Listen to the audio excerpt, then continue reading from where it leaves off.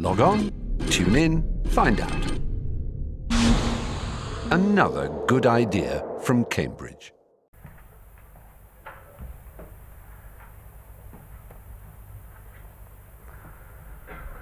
So part of the motivation for looking at higher spin gravity and higher spin holography is a goal.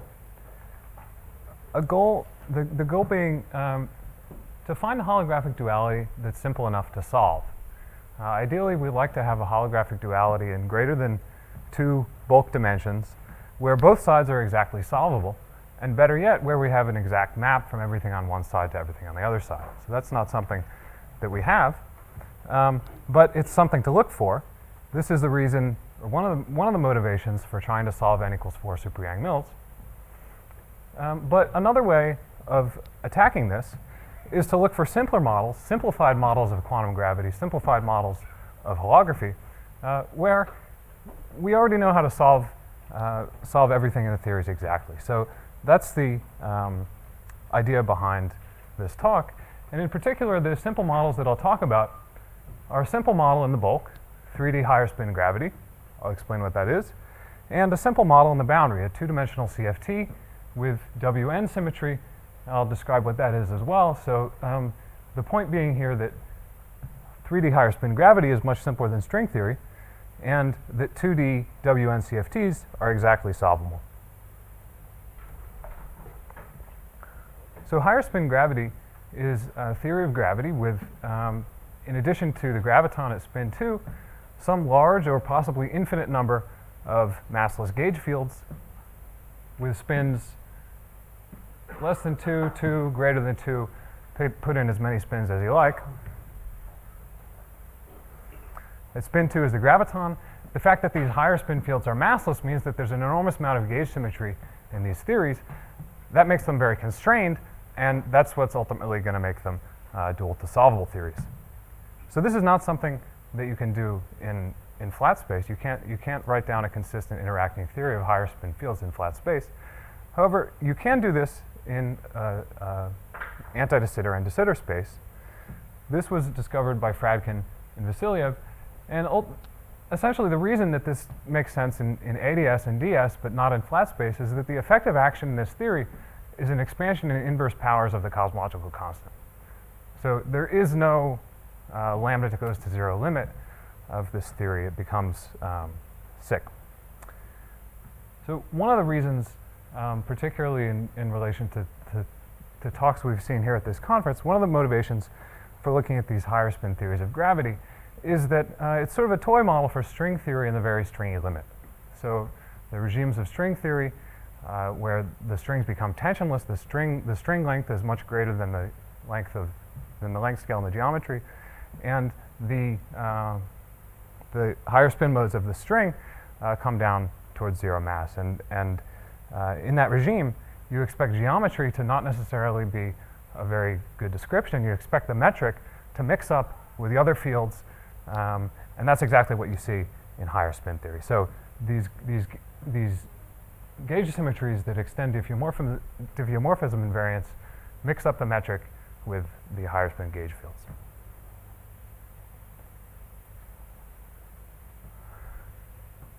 In the context of holography, the reason for studying these theories is that they're dual to very simple theories. So in particular, higher spin gravity in anti-de Sitter space is holographically dual to solvable, sometimes free, conformal field theories in one less dimension. As I said, the reason for that is that you have this large number of gauge fields in the bulk.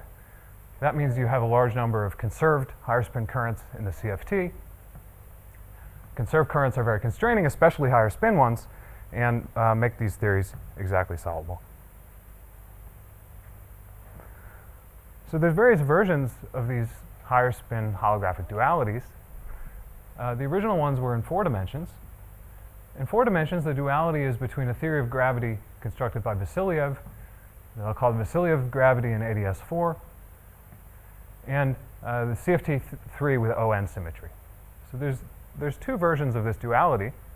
One is simply to the CFT with n free fields. Obviously, that has ON symmetry.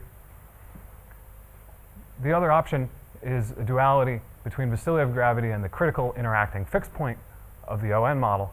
It turns out that both of these theories, both the free theory and the ON critical model, are dual to vicility of gravity in ADS4, and which CFT you pick over here influences which boundary conditions you should pick over here. So one of the nice things about these higher spin dualities is that they don't rely on much. There's no requirement of supersymmetry, for example, which actually makes it possible to transplant this into de Sitter space. And much like this ON duality for ADS4, there's a duality, a higher spin duality between n-free anti-commuting scalars. So this is a theory with SPN symmetry and vicility of gravity in de Sitter space. So this is not something that you can do in more complicated versions of holographic duality. You can't take string theory and simply transform it into de Sitter CFT, but it looks like this is something that you can do in this simplified setting. The focus here, however, is on 3 dimensions. So the duality for 3-dimensional gravity works like this. On the bulk side, we have vicility of gravity in ADS3. On the CFT side, we have what's called this WN CFT2. So WN CFT is a CFT with an extended conformal symmetry that I'll describe in detail. One of the nice things about working in 3 dimensions is that the gravity side is much simpler than in 4 dimensions. So that's for the usual reason that gravity in 3 dimensions is simple. It has no propagating degrees of freedom. Spin 2 fields and also spin greater than 2 fields have no propagating degrees of freedom, but are still non-trivial. So there's still things like black holes in these theories. There are still topological excitations that are interesting. But for example, the equations of motion in the higher spin sector of the theory can just be solved exactly. Another feature of these ADS3 dualities is that in 2 dimensions, the higher spin symmetry makes things solvable, but doesn't necessarily make it free. So there's a rich set of interacting CFTs in 2 dimensions with extended conformal symmetry, and those are the duals that we're going to be able to relate to.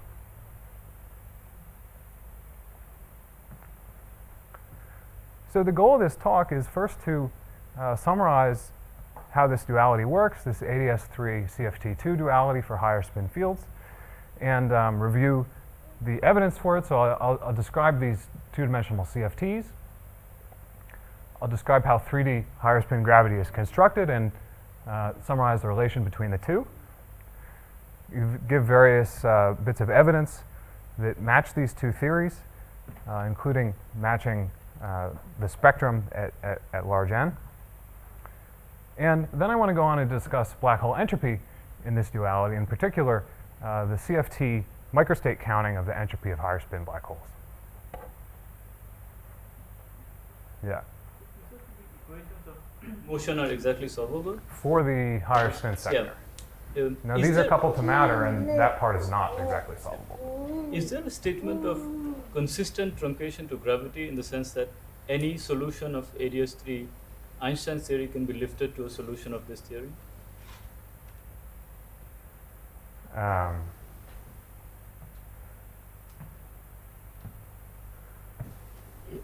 Yeah, any such solution is going to be locally ADS3, which Yes. is therefore a solution of the higher spin theory.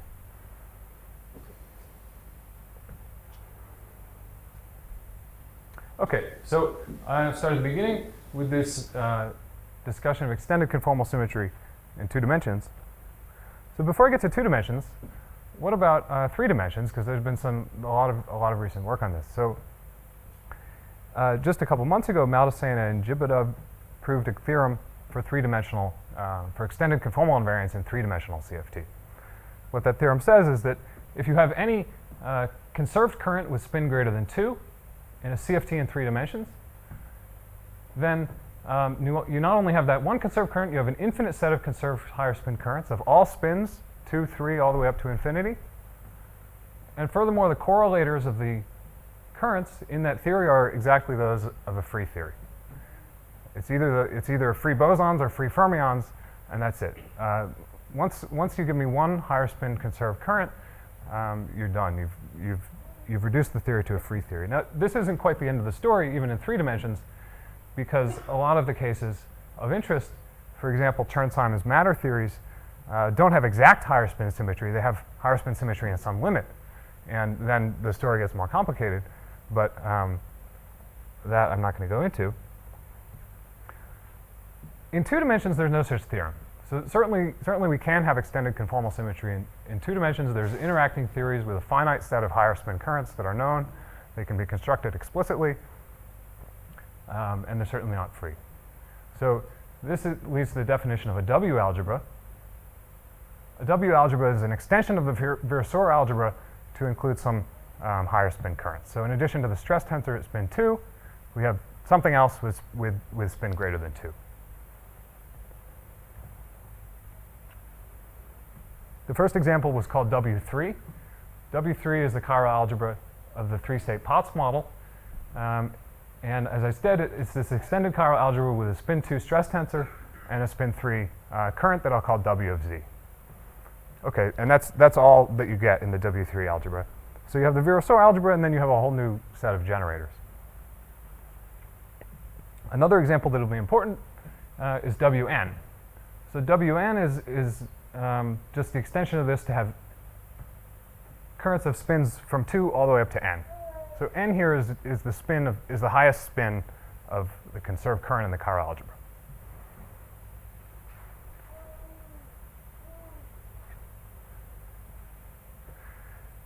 Now, this chiral algebra Wn is just a statement about the symmetries of the theory. It doesn't tell you the theory. It's just like saying that a CFT has Virasoro symmetry, and then there's many CFTs to choose from. Well, the same is true for theories with Wn symmetry. For most of the results that I want to talk about are going to be universal. They rely only on the properties of the chiral algebra of the CFT. But to have a full microscopic definition of the theory, this isn't enough. Obviously, we have to say not only what the symmetry is, but what are the matter fields, what are the other primary operators that show up in the theory. The simplest possibility with Wn symmetry is called a minimal model, conveniently.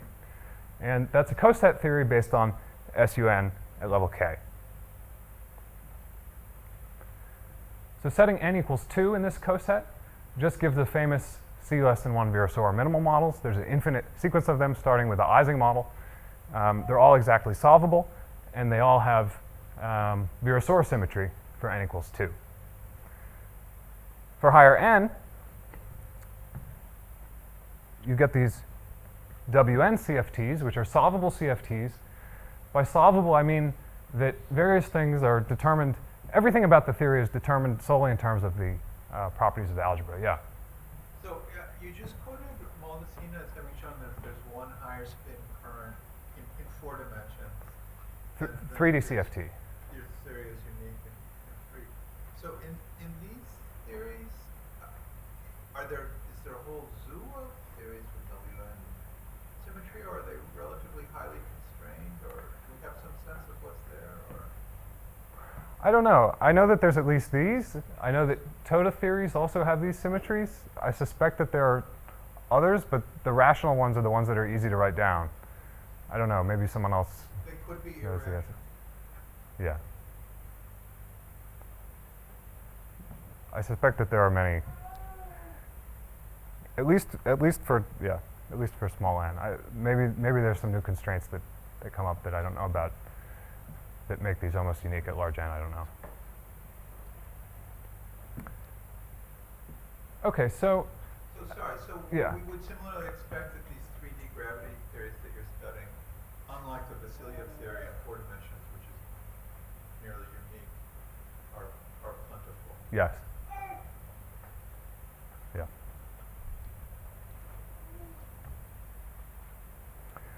Okay, so when I say that they're solvable, I mean that everything is fixed by the algebra. They're solvable, they're not necessarily exactly solved. Everything can be computed in principle. We can compute the dimensions of all the primary operators that show up in this coset. That's easy. There's a closed formula for the dimensions for the complete spectrum of these theories. We can compute, well, just like fields have dimensions, L0 eigenvalues, they also have weights under the higher spin generators. So you can think of those as charges under the higher spin generators. You can compute those as well. It's a little harder, but those can be computed for all of the primary operators in the theory. They have a W-symmetry algebra, and the commutation relations of these algebras are known, in principle, it's known how to determine them, but actually they're very complicated. The reason for that is that these aren't Lie algebras. W algebras are nonlinear. So they have some set of commutation relations, but on the right-hand side, you get things that are quadratic and higher in the generators. So the exact form for these W algebra commutation relations are not known for these quantum theories. But you can compute them, at least for the low ones, and if you are very patient, you can compute them order by order for whichever one you like. The correlation functions are also completely determined by the algebra. Those are tricky to compute, but there's been some progress on that recently. Partition function is known. So the point is just that we know a whole lot about these CFTs, and as long as we're willing to work hard enough, we can extract everything there is to know.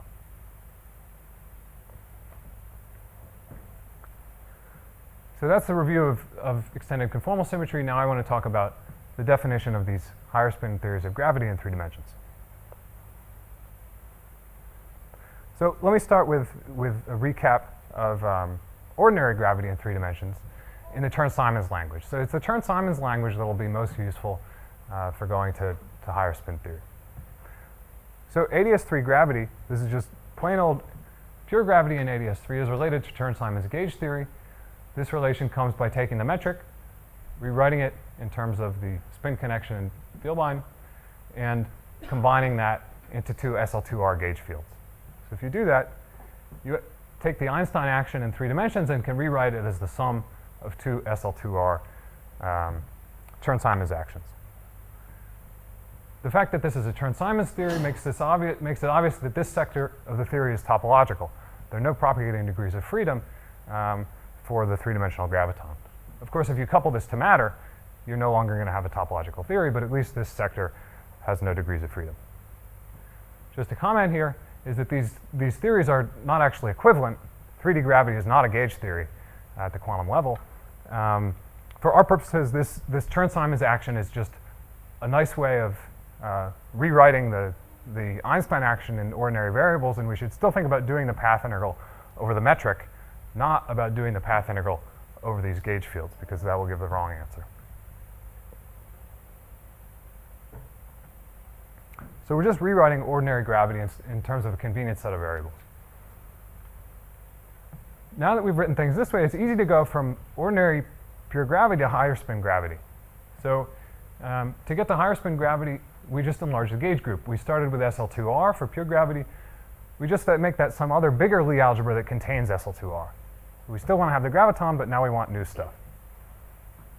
Examples, we can construct higher spin gravities with a finite number of fields.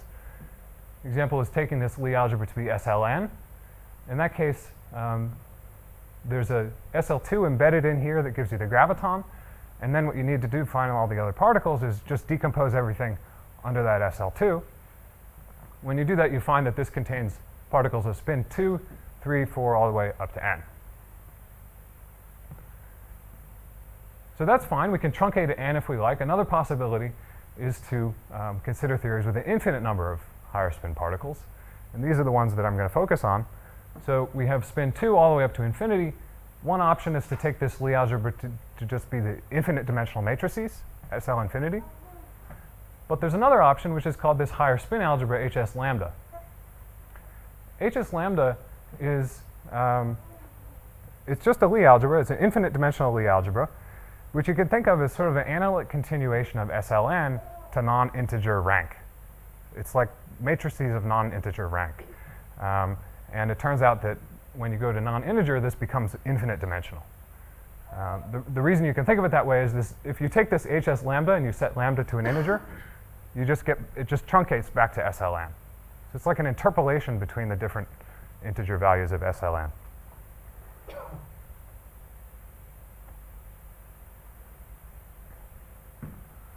So I want to talk about this one parameter family of higher spin theories based on this infinite dimensional Lie algebra HS lambda.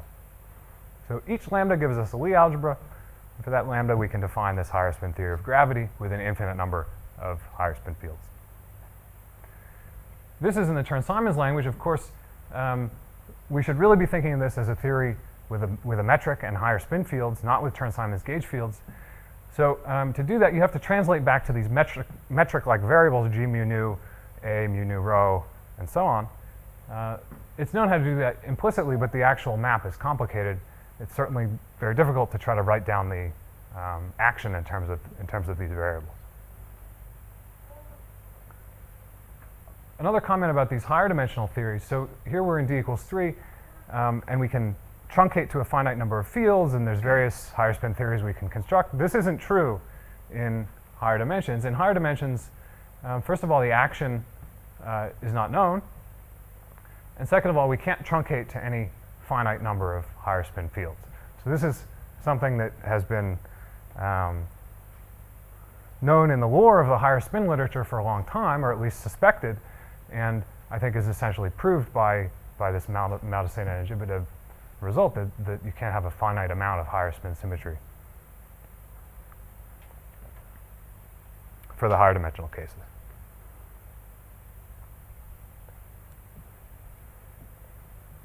Okay, so we have these extended conformal symmetry theories with extended conformal symmetry in 2 dimensions. We have 3D higher spin gravity, and obviously now I want to talk about how these two things are related.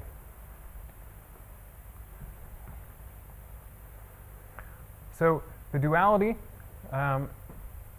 is between these two theories. On the bulk side, we have 3D higher spin gravity based on HS lambda. In addition to these higher spin fields, we can couple them to matter. And in this conjecture of Gabdiel and Gopakumar for the precise duality, we couple the theory to 2 scalar fields with masses m squared related, m squared equals -1 plus lambda squared. But this is the same lambda that showed up in the algebra. So in fact, this is the only mass of a scalar that you can consistently couple to a theory based on HS lambda. It's hard to write down higher spin gauge invariant couplings between the matter fields and the higher spin fields, and this is the only mass for which you can do it. And this is a theory that Vasiliev wrote down. So that's in the bulk. On the boundary, we have this 2D minimal model WN CFT at level K with large N. The map between the parameters of these two theories is this map with the 't Hooft coupling. So when you take the large N limit of the WN minimal model, you have n and you have the level k, and you can choose the ratio as you take n and k to infinity, and that ratio is lambda. So lambda is n over n plus k. It says between 0 and 1, and that just tells us how we're taking the large N limit of the WN minimal model. And that's supposed to be related to the choice of Lie algebra in the bulk theory. So that's a duality. Now I'm going to spend the rest of the talk giving evidence for this and discussing the various consequences and what we understand of this dictionary. There's at least 4 important pieces of evidence for this. There's matching the symmetries of the two theories. There's matching the spectrum of primaries in the CFT to the spectrum of excitations in the bulk. Yeah. If you could have messed around with the WNCFT, why not mess around with that and get rid of the scalar rather than take the Vasiliev gravity and so the WNCFT. I mean, what's the logic here of? So there seem to be a lot of possibilities. I think there are a lot of possibilities, and the option of just taking the WNCFT without the scalar is not an option, because that won't be a modular invariant CFT. There are maybe other CFTs you can write down, but they have to have something in them. I think you always have a scalar. You don't always have a scalar. By a scalar, you mean on the CFT side? On the bulk side. On the bulk side?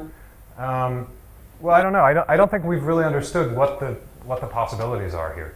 This duality that I described is something where the spectrum works in the large N limit, but I'll come back to the fact that it's incomplete at finite N.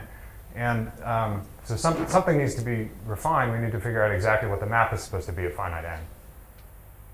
But even at the starting point, it seemed like there were a lot of possibilities on both sides, and you had to get kind of lucky to hit on the two things that. Yeah. I think so. There probably, unlike the four-dimensional case, there's probably various examples, probably many different examples of this. Yeah.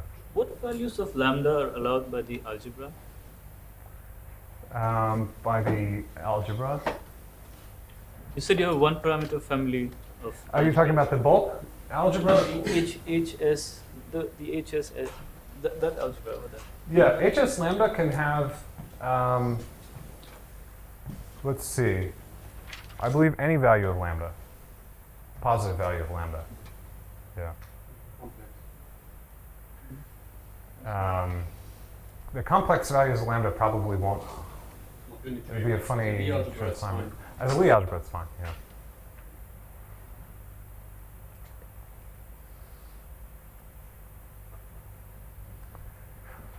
Okay, so there's the evidence. There's a matching of symmetries between the two theories. There's the comparison of the spectrum.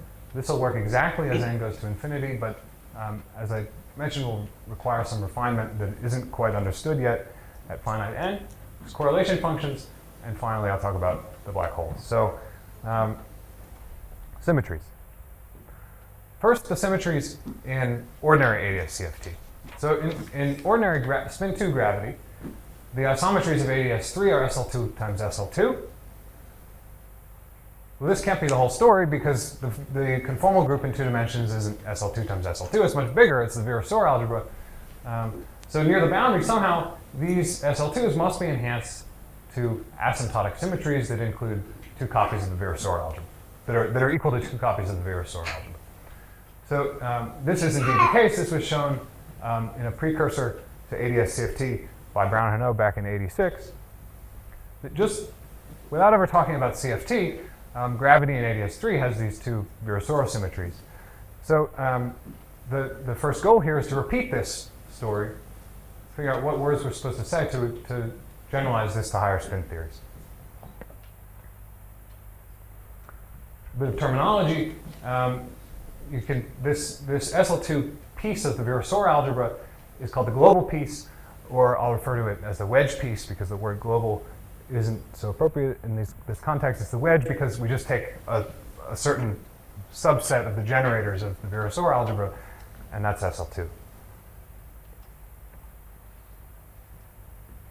Okay, so now in higher spin theory, we didn't have SL2. We had this more general Lie algebra in the bulk. Since this is like Chern-Simons theory, at the boundary, the Lie algebra is enhanced to an affine algebra. So if we put SUN here, we get SUN affine algebra. But we're not done, because when you compute the asymptotic symmetries of the theory, you also have to impose some set of boundary conditions. And these boundary conditions put constraints on the affine algebra and turn the affine algebra into a W algebra. Okay, so for ordinary gravity, SL2 becomes affine SL2, and the ADS boundary conditions turn that into Virasoro. More generally, each higher spin field leads to a boundary current. The graviton leads to this Virasoro symmetry. So we have Virasoro plus higher spin currents. That's a W symmetry. So in general, in these higher spin theories, you get W algebras in the asymptotic symmetry group. If we start with SLN gravity, then we end up with a algebra WN. So each of those gauge fields in the bulk turned into a generator in the W algebra on the boundary. So this was shown by Campione and collaborators and Hanot and Ray, and is really what started this whole business of higher spin holography in 3 dimensions. For the theories that we're talking about, we don't have SLN, we have this infinite dimensional Lie algebra, HS lambda. And if you repeat this procedure for HS lambda in the bulk, then you find some new W algebra. Since we had an infinite number of gauge fields, it's a W algebra with an infinite number of generators, and of course depends on the parameter that we started with, lambda. So this is a W algebra called W infinity of lambda, and I'm not going to write it down because it's really messy, but it's just a nonlinear algebra for which we know the commutation relations. It has a central charge and it has this parameter lambda in it. So there is an algebra defined by Pope, Romans, and Shen called W infinity sometimes, which is linear, but that's not this one. Yeah, lambda equals 0 or 1. Yeah. Yeah. That's when the scales become massless. From the symmetry point of view, W infinity of 1 is the linear W infinity. Yeah, in general, it's impossible to make this algebra linear. Okay, so quick recap of the symmetries. Ordinary gravity, we had SL2, enhanced to a Virasoro algebra. Higher spin gravity, we have HS lambda, enhances to W infinity of lambda. So that's how this works on the bulk side. Now going back to the holographic duality. So for this duality to work, we need the full symmetries of the theories to match. So we need the asymptotic symmetry group in the bulk to be the same as the symmetries in the CFT. The symmetries in the CFT, the CFT was this Wn model, and we're taking a large n, a 't Hooft limit. So somehow this W infinity of lambda has to be related to the 't Hooft limit of ordinary Wn. That's at the level of the full symmetries, like the analog of the Virasoro algebra. There's also some analog of SL2, the wedge symmetries. For that to make sense, this wedge part of Wn has to become HS lambda in the 't Hooft limit. So somehow the higher spin algebra that the higher spin gravity people have been talking about for decades has to be hiding inside of these Wn CFTs at large n. So I'm not going to go into the details really of this, but this is apparently true, although still so far has not been proved, that this Wn contains HS lambda, and equivalently that these are related in the limit, and possibly even related, probably even related at finite n and k.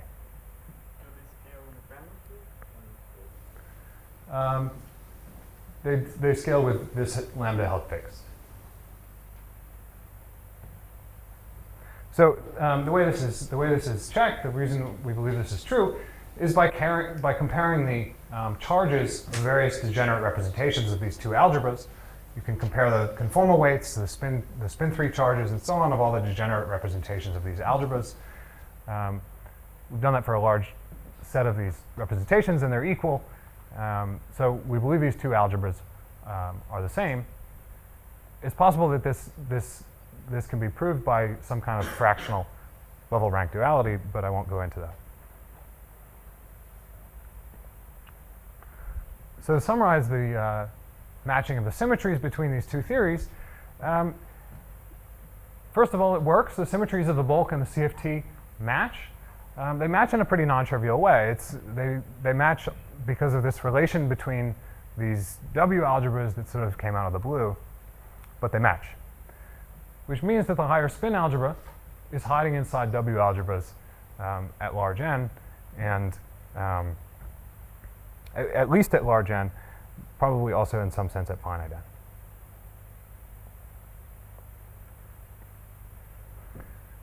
So I just want to make a few comments about the spectrum in the theory. You might expect that once we've matched the symmetries, we're almost done. Now all we have to do is show, of course, the spectrum have to fall on representations of these symmetries, and the symmetries are the same, and the symmetries are also very large, so they're very constraining. So now all we have to see is whether the set of primaries under this huge symmetry is the same in the two theories. Well, on the CFT side, the spectrum is known exactly. On the bulk side, we know a lot of things in the spectrum. We know that there's these bulk scalars. Those have some perturbative single particle states, double, and so on, multi-particle states. If you count up all those states and look at their conformal dimensions, compare the spectrum to the CFT, you match some subset of the CFT primaries. if you look at the CFT and take the large N limit, these primaries decouple from, this subset of primaries decouples from each other and from the other primaries in the theory. So there's a sense in which this is a sector, a self-contained sector of the theory at large N. This is necessary for consistency of the holographic duality. So when we do holography with gauge theory, we have this Atoft argument for decoupling at large N. That doesn't exist here. This theory is defined algebraically. We don't have the Atoft argument, but it turns out that these correlation functions do decouple. Now, certain correlators of these fields have also been computed by Chang and Yin in the Vasilyev theory in the bulk, and the ones that have been computed match to the dual CFT.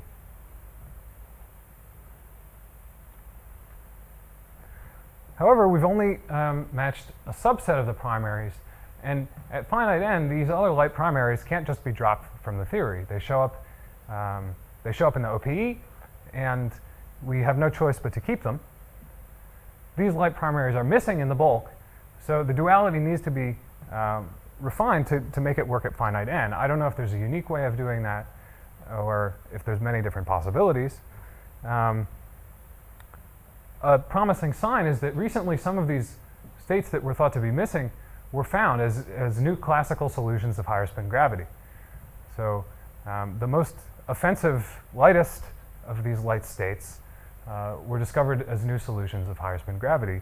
And it could be that all the states can be recovered in this way. I think this is something that's actively people are looking at. It's all very recent, and hopefully we'll understand this better soon. Yeah. Don't classical solutions always have masses of order n?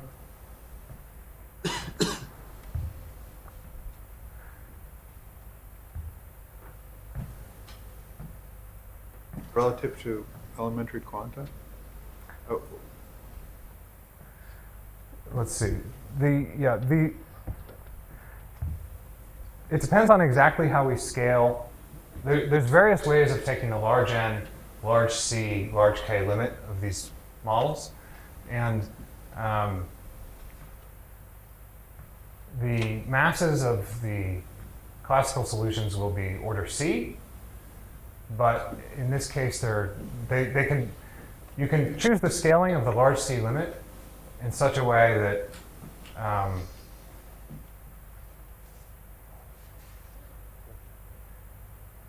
it seems like a contradiction in terms.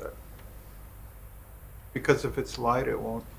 Yeah, I think the contradiction is that what I've called light states, what they really did is they found a different way of scaling things so that these light states match states that you can find in the bulk with masses of order C.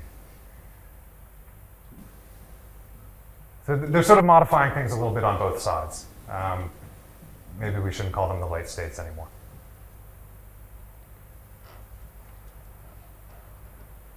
Okay, so this I think is an open problem. Hopefully, I think this is within reach to answer this completely. But that's all concerns the matter sector of the theory. Now I want to go on and talk about black holes. The nice thing about black holes, one of the nice things about black holes in 3 dimensions is that they have a lot of universal features, and in particular, the properties depend only on the algebra of the dual CFT. That means that we don't have to worry about the subtleties of matching the matter spectrum. We only have to worry about the algebra. So I'm going to talk about how these black holes are constructed and how to compute their entropy from conformal field theory. Okay, so starting with a simple question, what is a black hole in higher spin gravity? This is not so obvious. Normally a black hole, we would say, is a classical solution with a smooth horizon. Another way of saying that in Euclidean signature in ADS3 is that it's a solid torus. And the reason for that is just that the inside of the torus, right in the middle, that's the Euclidean horizon. And the geometry better be smooth there at the Euclidean horizon. However, in higher spin gauge theory, the metric and the gauge fields mix up under these higher spin gauge transformations. What that means is that The Ricci, for instance, is not gauge invariant. The causal structure even of this geometry is not gauge invariant. It's not really appropriate to talk about these kind of properties of the geometry. So without a Ricci, how are you going to tell me what's smooth? And without a causal structure, how are we going to say what's a horizon? Well, the answer is that we need to phrase this in a gauge invariant way. And the easiest way to do this is in the Chern-Simons language. So in the Chern-Simons language, the gauge invariant data is the holonomies of the Chern-Simons gauge field around the 2 cycles of the donut. In this language, a black hole is a solution of the Chern-Simons equations of motion. In other words, a flat connection on a torus, a solid torus. And the fact that it's smooth is the fact that the holonomy has to vanish around one of the cycles. The contractible cycle needs to have 0 holonomy so that we can shrink that to 0 size. Okay, so a black hole is, in this language, it's a solution of Chern-Simons with vanishing holonomy around one cycle. Is there a definition of a Lorentzian black hole? This would be a Euclidean black hole. Yeah, is there a definition?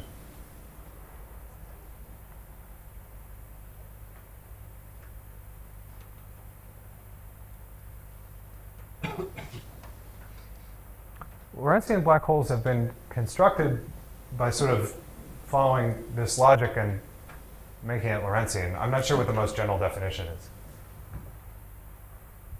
Okay, so the holonomy around the contractible cycle is 0. This data of the Chern-Simons field, it contains extra data, which is the holonomy around the non-contractible cycle. So that holonomy must encode the other properties of the black hole, the mass, the angular momentum, and for charged black holes, the higher spin charges.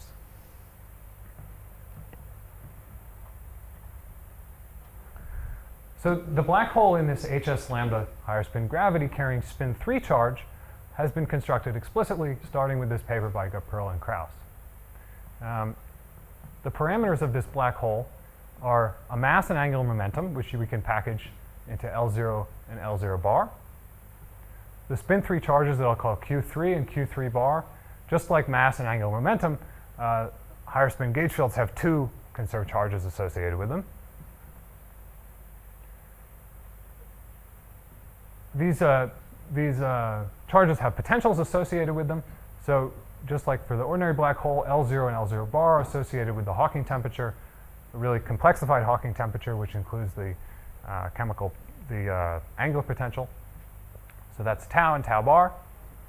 And for the higher spin charges, we get some spin 3 potentials mu. So I've written here all the left stuff and the right stuff with a bar over it. From now on, I'm going to drop the right movers. Everything I'm going to say factorizes, so we can just focus on the L0, Q3, tau, and mu.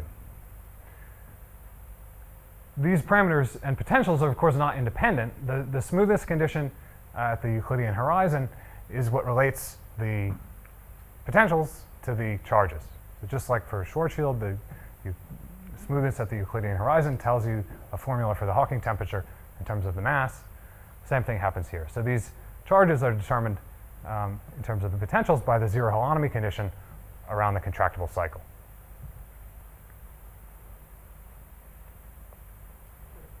Yeah. So you said there's a consistent truncation to gravity, right?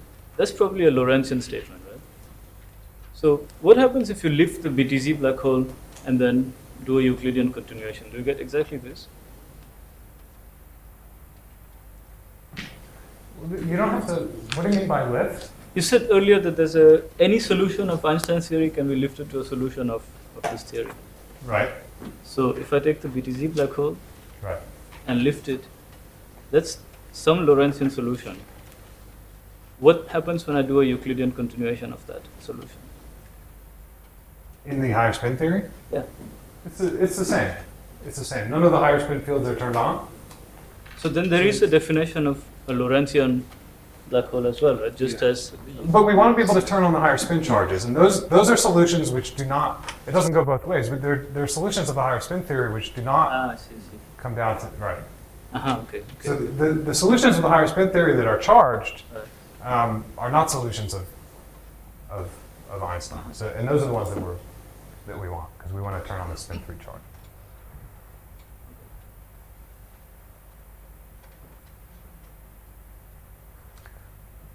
Okay, so now we want to compute the black hole entropy. First on the bulk side.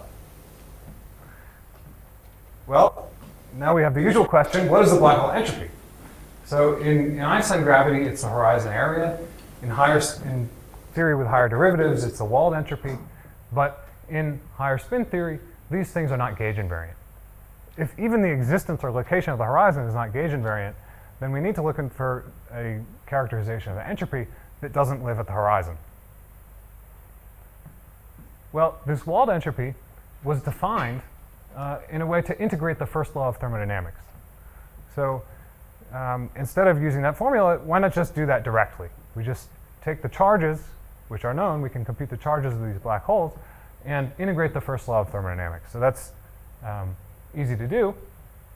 I'll do it in slightly different language. So we assume that these charges came from a partition function. Tau was, remember, the Hawking temperature. Mu was the chemical potential for spin 3. We assume that these charges were computed from the partition function, integrate this relation, and the charges will give us back a log z. So you plug in these charges that were computed by solving the zero holonomy condition. This was done recently by Krauss and Perlmutter. You plug in these charges that you found by solving the smoothness condition at the Euclidean horizon. You integrate, and out comes the partition function of these higher spin black holes from a bulk computation. And this is the answer that you get. So it's an expansion in the higher spin potential. It depends on the Hawking temperature, tau, and it depends in some complicated way on lambda, which this is the lambda of HS lambda. This is the parameter that controls the theory. Okay, and so this is the formula we're going to reproduce. We're also, in the process, reproducing the entropy because we can get the entropy just by the usual thermodynamic relation. Okay, so I said that the goal now is to reproduce this formula by microscopic computation in CFT, and this is work in progress with Matthias Gabriel and Kawai Jin.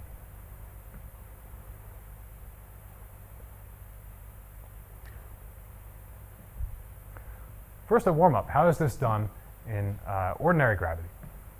In ordinary gravity, we just have Virasoro symmetry. The partition function of a theory with Virasoro symmetry, yeah. So in the wall formula, it's actually a computation which is done at the horizon. And Right. That's important because you know that it just is counting the entropy of the black hole and not any kind of gas of stuff that's outside of the black hole. So if you computed it in this way, where you're computing the partition function of the whole thing, how do you?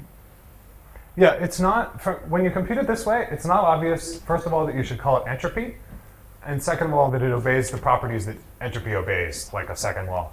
I mean, when Well, I thought it was obvious that you call it. I mean, that the last line was a formula out of a thermodynamics textbook, but you don't know if it's entropy, what it's entropy of. It's entropy of everything in you. Oh. I mean, Yeah. an ordinary black hole would be surrounded by some gas of Hawking quanta, and usually that would be a small correction to the total entropy. Right. And this computation you did would include that, but here, because there's so many higher spin fields, it's much more confusing. What? Yeah, I agree. Yeah. The CFT computation, which will work, we could probably take as evidence that this is a reasonable interpretation. But a priori, yeah, we don't know what's the entropy of. I think the fact that the theory is, the fact that there isn't a horizon also makes it not at all obvious that these black holes have thermodynamic laws. I mean, if different observers have different charges, they'll see different horizons. And in a situation like that, it's miraculous that we even get thermodynamics, but it seems to work. Yeah. This may be a related question, but you've defined the entropy just using the first law. So how is your microscopic computation of the entropy doing anything other than checking that the CFT obeys the first law?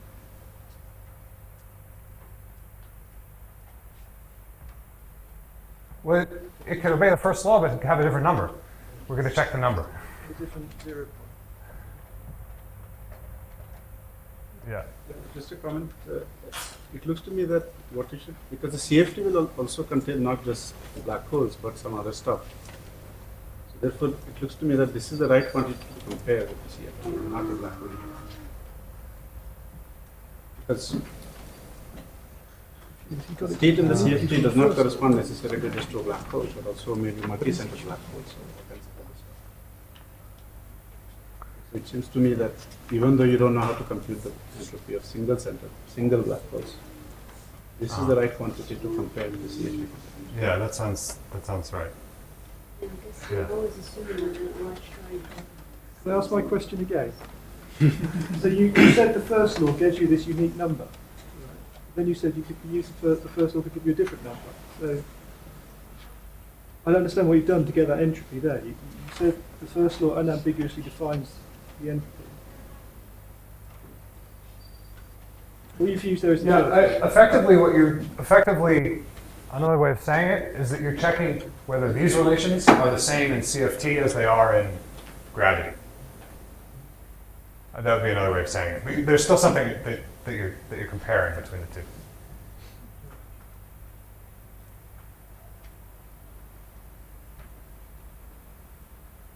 Okay. So let's reproduce this. Okay, so in the theory of Virasoro only, this partition function is modular invariant. Tau is the complex structure of the boundary torus, and therefore we can use a modular transformation to compute the entropy, or the partition function rather, at high temperature. We just take the partition function, do a modular transformation, that projects this trace onto the vacuum. Now it's easy to evaluate. And this is the answer because the L0 in the vacuum is minus C over 24. So this is the Carty formula, which reproduces the entropy of ordinary BTZ black holes in ADS3. So this was observed by Strominger in '97, that we can use this simple trick to reproduce microscopically the entropy of BTZ black holes. And this was a shortcut to the full computation in string theory that was done by Strominger and Vafa earlier, using all the details of D-branes and the microscopics. Well, since we're talking about charged black holes, the next warm-up is a U1 charge. So with U1 charge, the partition function of a black hole is also has nice modular transformation properties. It's a weak Jacobi form, and therefore, using a similar trick to the one I just described here, you can do a modular transformation, evaluate the trace, and find a simple formula for the entropy of this charged black hole carrying ordinary U1 spin 1 charge. So the goal now is to generalize this to a black hole with higher spin charge. So what we're trying to do is to generalize the Carty formula for the growth of states in CFT to an arbitrary chiral algebra. We know how to do it for Virasoro. We know how to do it for current algebra. Now we want to do it for an arbitrary chiral algebra with extended conformal symmetry. Okay. Well, this should be possible because the thermodynamics of this 2D CFT at high temperatures should be fixed by the chiral algebra. However, the partition function that you get for the spin 3, for a theory with the spin 3 potential turned on, as far as we know, doesn't have any nice modular properties. So we lose the trick of just doing a modular we lose this trick of using modular invariance or the modular transformation properties of the partition function to find a simple two-line formula for the entropy. So we have to work harder in this general case. So it would be nice to, obviously, to understand this in a more fundamental way, but for now, we're going to be satisfied with just computing order by order higher spin corrections to the black hole entropy. So we expand this trace. I've redefined Q here to be e to the 2 pi I tau, and now we just expand the trace in powers of the higher spin charges and write this higher spin charge as the integral, contour integral of a higher spin current. So we can just expand this out as far as we like and compute term by term.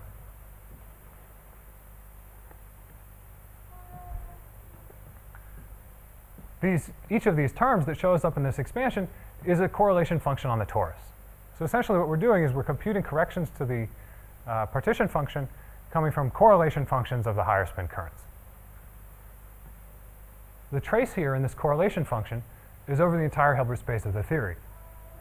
However, just like we did for Virasoro, we can do a modular transformation and project this onto the vacuum. So these correlation functions, although the whole partition function didn't have a nice modular transformation property, the correlation functions do. So we can take each correlation function, do a modular transformation, and evaluate the result. So when you do this modular transformation, the integrals around one cycle of the torus become integrals around the other cycle of the torus. That's essentially what changes up to some coefficients when you do this modular transformation. And now that you're in the modular transform theory, again, the high temperature condition has tau goes to I infinity, so Q is very small, and the trace of the modular transform partition function projects onto the vacuum. So we're just applying the same trick that we did for Virasoro, except we have to do it order by order in the corrections from the higher spin fields.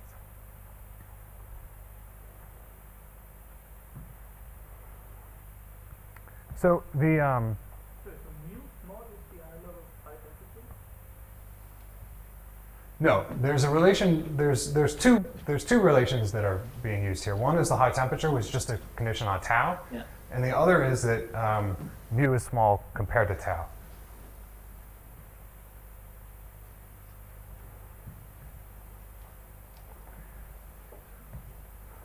Okay, so now we just need to compute these correlation functions on the torus.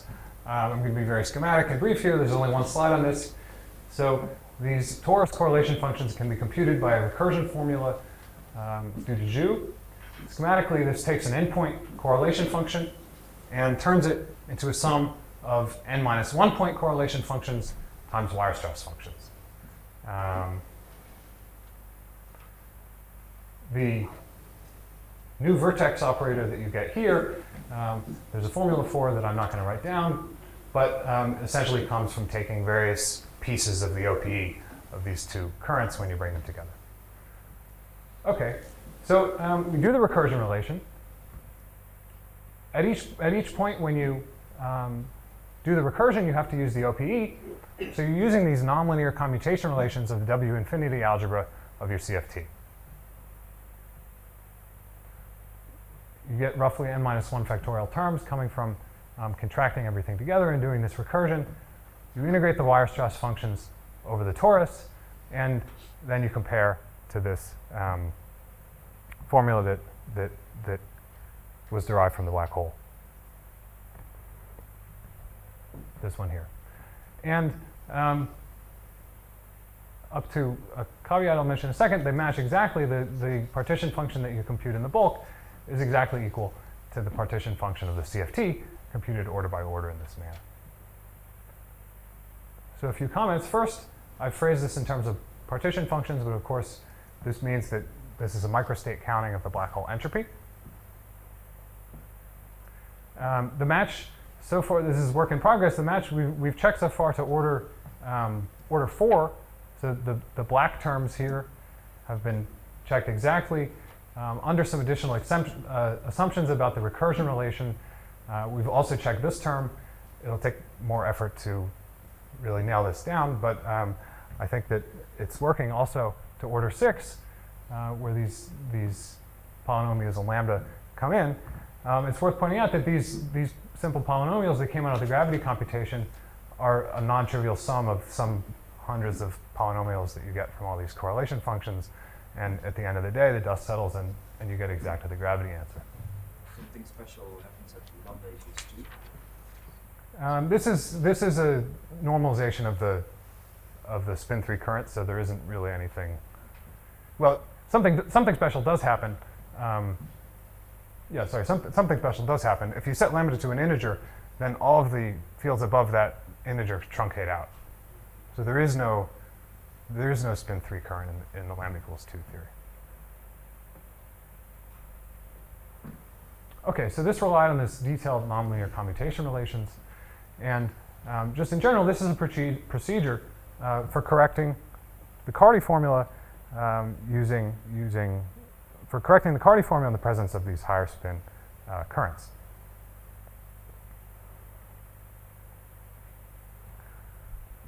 There's a natural question here, which is why on earth did this work?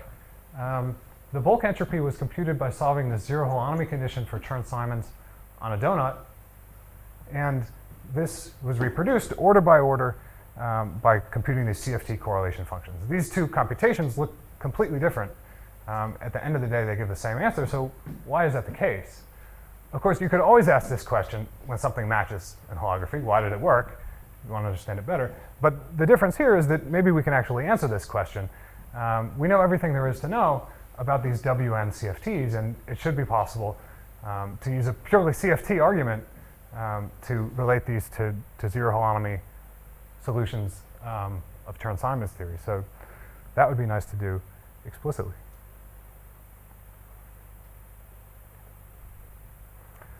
Okay, so let me conclude with just a couple comments.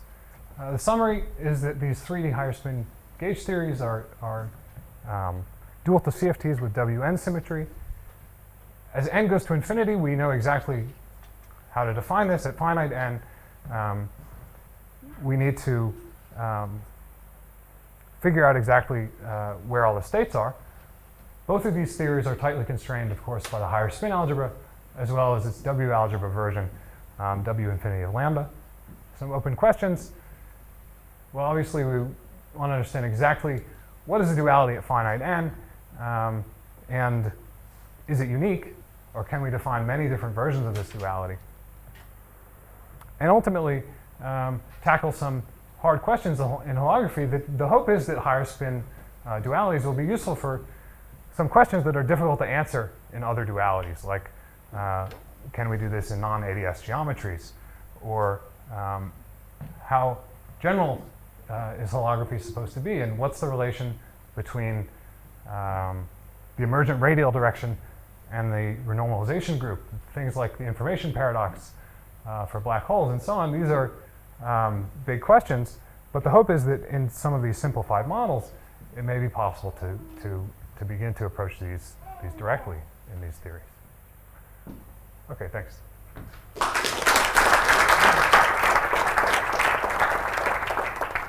Question.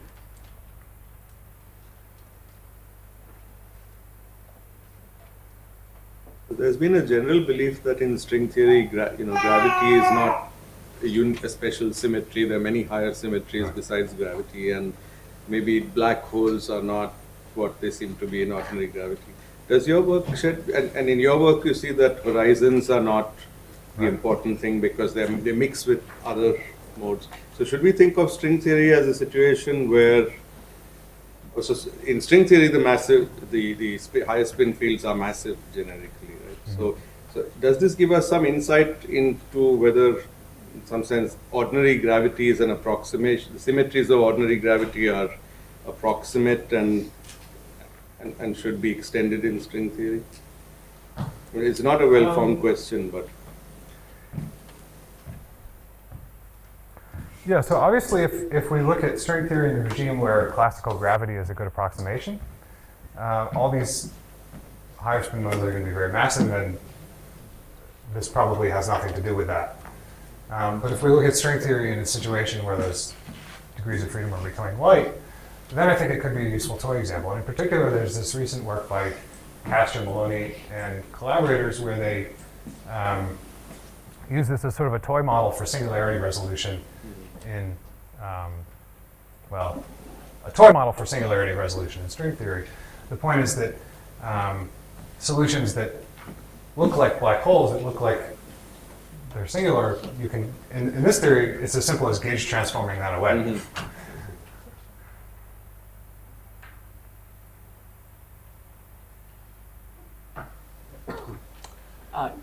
one small thing to ask was essentially the limit where I mean these W infinity algebras become the linear algebra. Is it a place where I mean you would expect some sort of simplified subsector of these high-spin theories? Well, it's certainly a simplified limit on the CFT side. In the bulk side, I really don't see anything special. I don't think. Yeah, I think we had a remark where it was being said where I mean the masses of the two scalars are true. probably becoming massless, but I guess Matthias was saying that it was not I mean very straightforward thing. So I mean, is there? So I understand lambda equal to 0, but I don't understand lambda equal to 1 very well. And okay, at lambda equal to 1 is the point where yeah, you that's have linear W. Yeah, right. Precisely how this works, I'm not sure. Yeah, I guess you have one is going to zero mass and the other one's going to the BF bound. Okay. And for instance, the asymptotic symmetry computations that we did don't apply with a scalar at the BF bound. Okay, so we may have to the sort of BF start bound from is for scratch. lambda equals 0, right? So because that I thought your mass is minus 1 plus lambda squared. Oh, I think lambda equals 1 is where they become massless. Is that not right? So, Oh yeah, that's right. But that's Okay. in fact Right. paradoxical. It's the other point that where shouldn't be problematic, right? In ADS. not for the symmetries. That's right. For the Yeah. symmetries. Yeah. I don't know anything So particularly. are you special saying that the about duality is valid between 0 and 1 and not exactly at 0 and exactly at 1? Is it? No. I stuck to generic values of lambda, but I think you just have to be a little bit more careful in what you say to go to the limits. And part of that has been done recently by Matthias and collaborators, and I think it can be done. But Okay, thanks, speaker again. Thank you.